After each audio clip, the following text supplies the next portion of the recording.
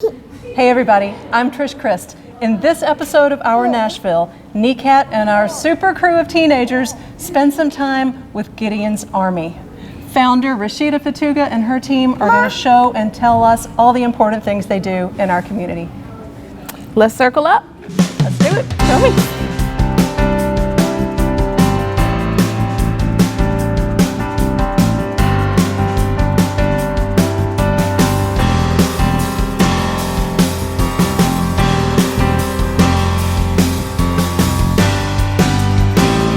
Our Nashville. It's our Nashville. It's our Nashville. It's our Nashville. We all know how to talk about our organization during meetings, but what about the chance encounter of a lifetime? You never know who may share your next elevator, notice your logo on a notebook or a tote bag, and ask what you do. What's the clearest, most persuasive thing you can say in a short elevator ride? Gideon's Army is a group of really fun people who care deeply about each other. We are students, parents, elders, just community members who care about our kids. We focus on community engagement, systemic transformation to reduce as many health inequities that we can within the community.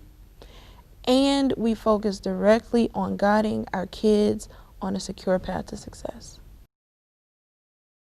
I am so glad to have you here, for one thing. I just want to say that first. I'm so pleased to have you here. And I have so much to learn from you. I say that in the singular, I, me, and people watching this. We have so much to learn from you, Rashida. So thank you. I want to say on a personal note too, thank you for the last couple of years as I've gotten to know you some. You have taught me a lot of things, whether or not you knew you were doing it, and you have included me and informed me in ways that I needed, and I would not have had that had you not crossed my path in the world, and thank you. Thank you. For example, I had not heard the term restorative justice before you and I spoke on the phone a couple of years ago. I didn't know what it was. And even though its name kind of explains what it is, being around you and seeing you with teenagers and with concerns in the community, I have learned a greater understanding of what restorative justice is. And today I want to learn more and talk more, have it articulated more. Let's start with the super simple. Let's talk about what is the definition of restorative justice. Okay. Well, restorative justice is an ethos. It is a way of life, a philosophy that is steeped in deep caring for the community that you live in, for your family, and community could be your work environment, it could be your neighborhood, it could be your place of worship, but it's deep caring and a building of relationship and being personally accountable when harm is caused, focusing on how to make things right, how to collectively make things right, bringing everybody together who's been a part of a harm that's been caused, the person who's been harmed, the person who's caused the harm, and even people from the community who may have been secondarily affected, coming together and saying collectively, what can we do to make things right? How can we deeply care for the person who's been harmed, but then also creating space where the person who's caused harm can rebuild trust within the community and have space to be personally accountable and actually do things to facilitate the healing and to make things right in a situation. That's huge and beautiful, and in some ways should be so obvious to human beings to just do. Unfortunately, we got out of that groove if we ever had that groove. Mm-hmm. Who coined the term and who developed the techniques around restorative justice? What time frame and who are we talking about here? Okay, well, It's big. That is a very big question. Restorative justice is a very indigenous practice. It's a very indigenous philosophy and way of life. I think it's something that we do very naturally, but we don't realize that we do it. So if someone hurts you, you want something. You want them to acknowledge your pain. You want to be heard and understood, and you want them to do something to make things right. If you, on the other end, are the person who has caused harm, then instead of being thrown away, told that you're worthless or useless or, you know, not redeemable, You didn't not act right, you welcome don't in get to play anymore. society, right? You want the opportunity to do that same thing even when the roles are reversed. You want the opportunity to be able to make things right. Now, there's some people out here who just don't care, who don't want to make things right, and there's a saying that in a tribe in Africa, I don't know which tribe it is, it says that when someone causes harm, they bring that person to the center of the village and everyone surrounds that person and they remind that person of their goodness. Wow. They bring them back to remember the essence of who they really are, to get them on the path that they truly want to live. That is where restorative justice comes from.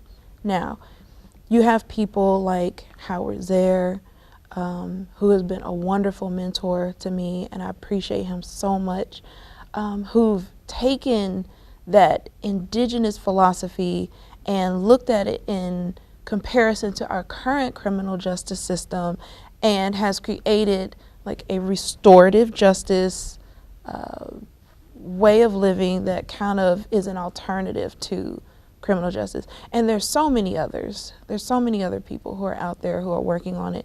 So, you know, who is the founder could be possibly debatable, but Howard was definitely my personal mentor who took the time to work with me and to teach me so that I could be here and do this work here in Nashville. Is it safe to say it's a 20th century concept in its formality? Yes. Okay. What inspired you to form a nonprofit in order to share and apply techniques from restorative justice? Okay. When I was a school teacher in Metro Nashville Public Schools, I was a teacher for 7 or 8 years in Metro. I taught 4th grade at Carter Lawrence Math and Science Magnet School. That was one of my schools. And I was there for the longest. When I was teaching my students, like they loved being in school. They loved learning. They loved like the critical thinking. And when problems arose, I didn't really think to send the kids out of the classroom or to the principal or Like a disciplinary anything like problem. that. Yeah. So if there was any disciplinary issue, I kept the kids in the classroom. But there was one student who got mad at me. He was trying to be funny, so he kind of kicked my foot a little bit, and I was just so irritated. I was just like, look, I'm tired of talking, just go to the office. So he went to the office and he stayed all day. And do you know he came back with a chocolate covered strawberry? And he laughed and he knew that I like chocolate and I like strawberries. And I said, okay, so what happens when kids go to the office? Right. You know, so there was that component of it in that he came back and there was really no consequence except that I was asked later if I wanted to press charges. Wow. And I'm like, whoa. I mean, he was 9. Wow. He was a 9-year-old kid. So there's this element to where he's mocking me with his very juicy and delicious chocolate covered strawberry. And then there's the other piece where there was like no discipline, no accountability in between. And then I'm asked, do I want to press charges for assault? You're like, well, which is it? Does it matter, or does it matter hugely, or does it not matter at all? Right. And I said, well, you know, I can totally ruin this kid's life, or I can let him just get away with the fact that he's being disruptive and not listening. And he kicked me. He really kicked me. It didn't hurt or anything, but he knew what he was doing. And so it was then that I began to really formulate my thinking around student discipline and what are effective ways for young people to be held accountable, but also that I, as a teacher, would be held accountable for the culture of my classroom and for what happens, so that my students are motivated to do what they need to do. They're intrinsically and self-motivated to just be their best selves. So that's where That's a good why. started. I kind of had figured it out. We had circles every morning. We played games. Like, I really took time to build the culture of my classroom. And I didn't have the term restorative justice. I didn't know what any of those things were. And understanding that, you know, if the kids are happy and they're singing, we've got music playing, the learning is engaging and it's what they are really interested in, that they're going to be their best selves. Now, happy in the classroom, but that's its own little world. They still have to leave the safety and security of my room and go out into the real world, where they're exposed to violence, they're exposed to poverty, they're exposed to drugs, and all of these things that are coming at them. I mean, you've got these unfair school policies, unfair laws that definitely target kids and send them into the juvenile justice, into the adult justice systems. You have used a phrase in conversation with me a few times that I had not heard before I met you either, the school to prison pipeline. That is a loaded phrase, my goodness. And it's a loaded phrase because it's a loaded situation. For viewers who might not have heard that phrase before, tell me what you mean by school to prison pipeline. What's happening with young people? So the school to prison pipeline are policies and practices that first push kids out of the classroom and then from the classroom pushed out of school. Pretty simplistic explanation. For example, it's not that our kids don't misbehave, because I'm definitely not saying that, okay? We can't stop that. I cannot. But it's how we deal with the misbehavior. Do we look at the misbehavior as though it's in a way that criminalizes our kids? Or do we look at misbehavior in a way where we say, okay, kids do dumb things, they make mistakes, how can they learn from their mistakes? School to prison pipeline says criminalization, kick them out, get them out of the classroom now, send them away. Looking at it from a restorative perspective, how can we make things right? How can we use this in a way to build trust within our community? How can we use this in a way to build relationship within our community without sending and pushing the student out of school? And so zero tolerance policies, where no matter what the circumstances, no matter, you know, anything that's going on around an event, the student has to be suspended or expelled. They have to be pushed out. Those, actually, research says, I mean, it's just ineffective. It's totally ineffective, and it can oftentimes be biased because, you know, most reasons that kids get sent out are very subjective. And so disrespect to you is going to be totally different to me, what is disrespect. But then also, oftentimes, for something like disrespect or any of those subjective reasons that a student might be pushed out, Black kids get the harsher consequences. So you can have a student who is white to do the same thing, a student who is Black to do the same thing, and research shows over and over and over again that the Black student is going to have the harsher consequence.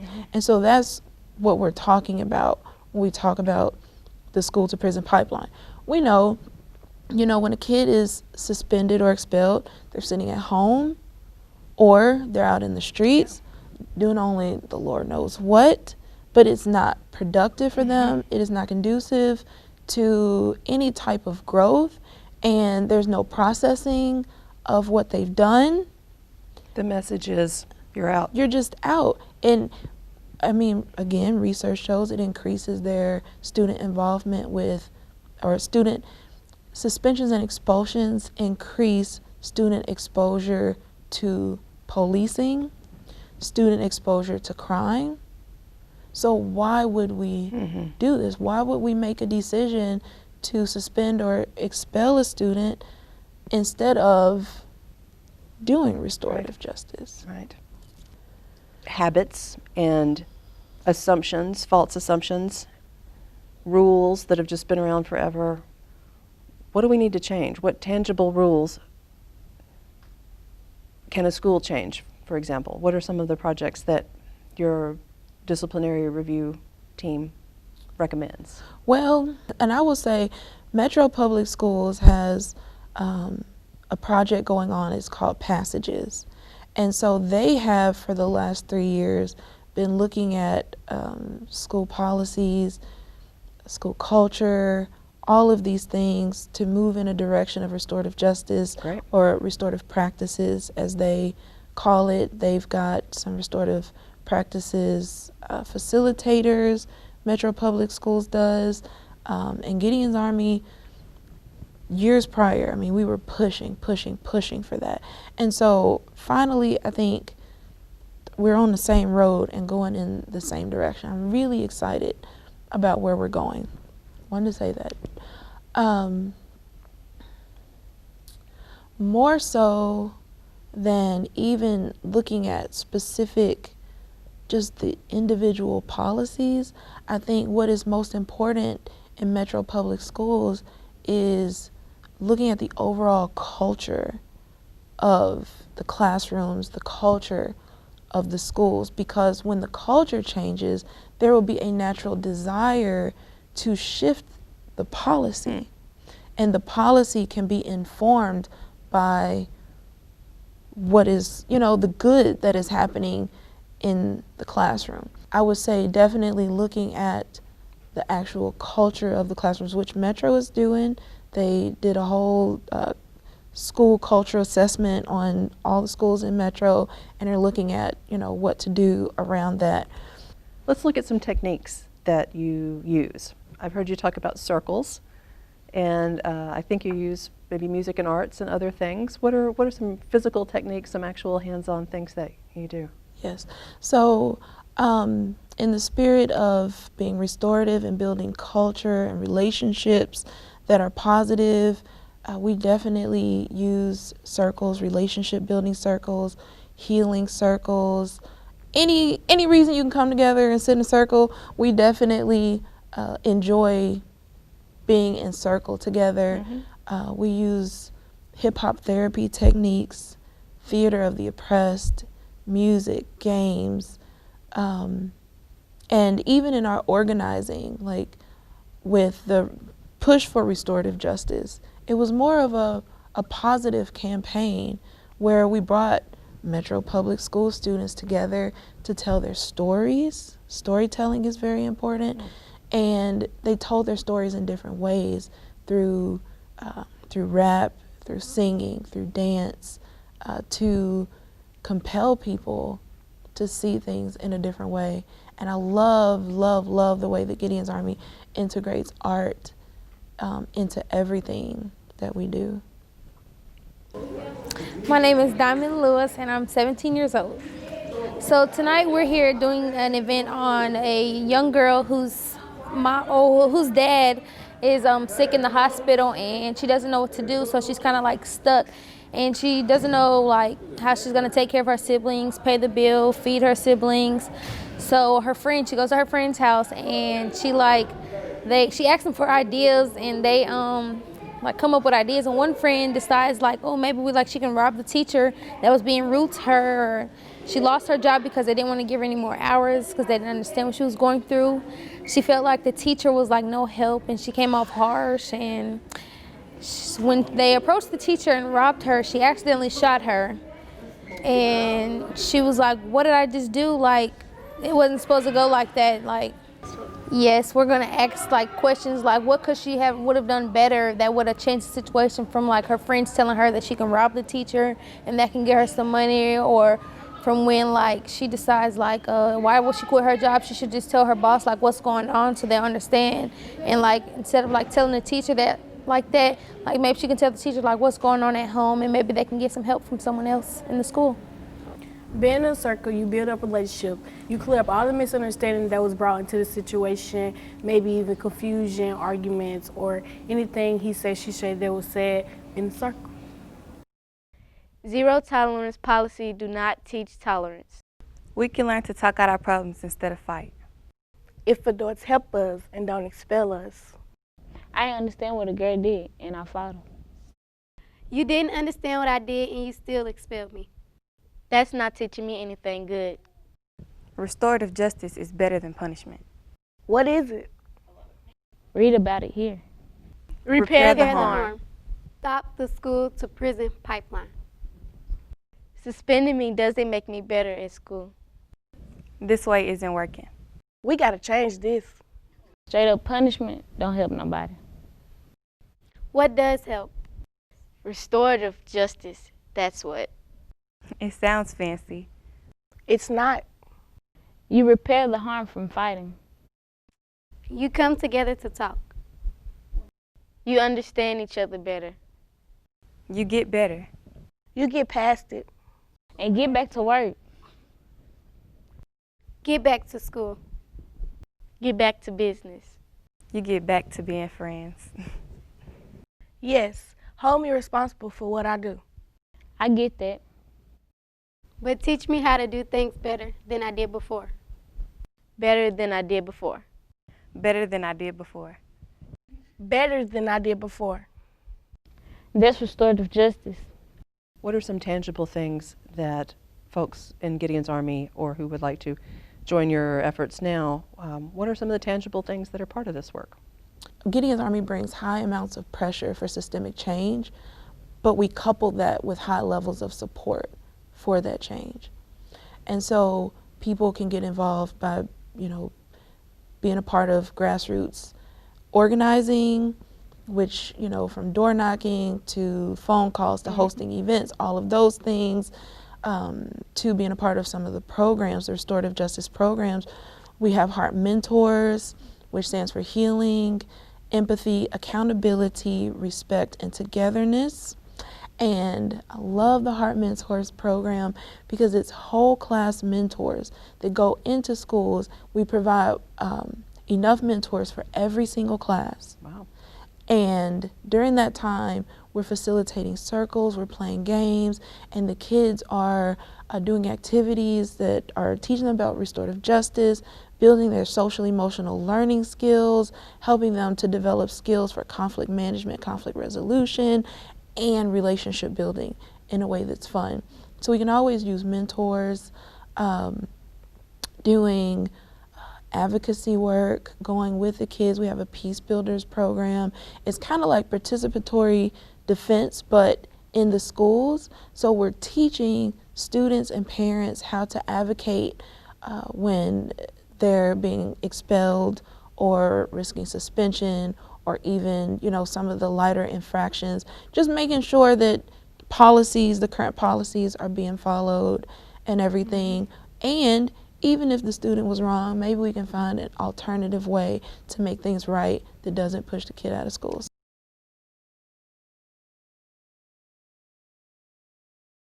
So my friend, I have one last part for you. It's a short segment and it's my favorite. It's the speed round. Just like the game we played when we were kids, I'll ask you a question and the first thing that comes to your mind, just let it fly and we'll go on to the next one. Fair enough? Fair enough. Fair enough. Let's go. Speed round with Rashida Fatuga. Oh, dear. What's the hardest thing to make a young person understand? I think sometimes the hardest thing to make a young person understand is that they're loved and they're valued, even in spaces where they are challenged to grow. What's the hardest thing to make an adult understand? That one's easy. That they aren't always right. Yeah, that is hard. Mm-hmm. That is. What word do you say more than any other word to teenagers? I probably say love a lot. Like, I love you, darling, I love you. Probably a lot, yes. That's a good one. What is one significant change a viewer can make to help your cause? To get on their feet and find a way to be active, but in a way that will also make them happy. Roughly, how many young people have turned to you for help? I can't even count. As a foster parent and a parent, I've taken kids in even outside of foster care. I probably had at least 100 kids just come through my house, not counting all the students that I've worked with, so I don't even know. Hundreds. Mm-hmm. Roughly how many young people need help? I won't say that they all need help, but they all need love and caring and understanding. Grown-ups too. Yes. And last of all, it's the easy one. What is your website? Our website is gideonsarmyunited.org. Thank you for everything you do and for Thank talking to you. me.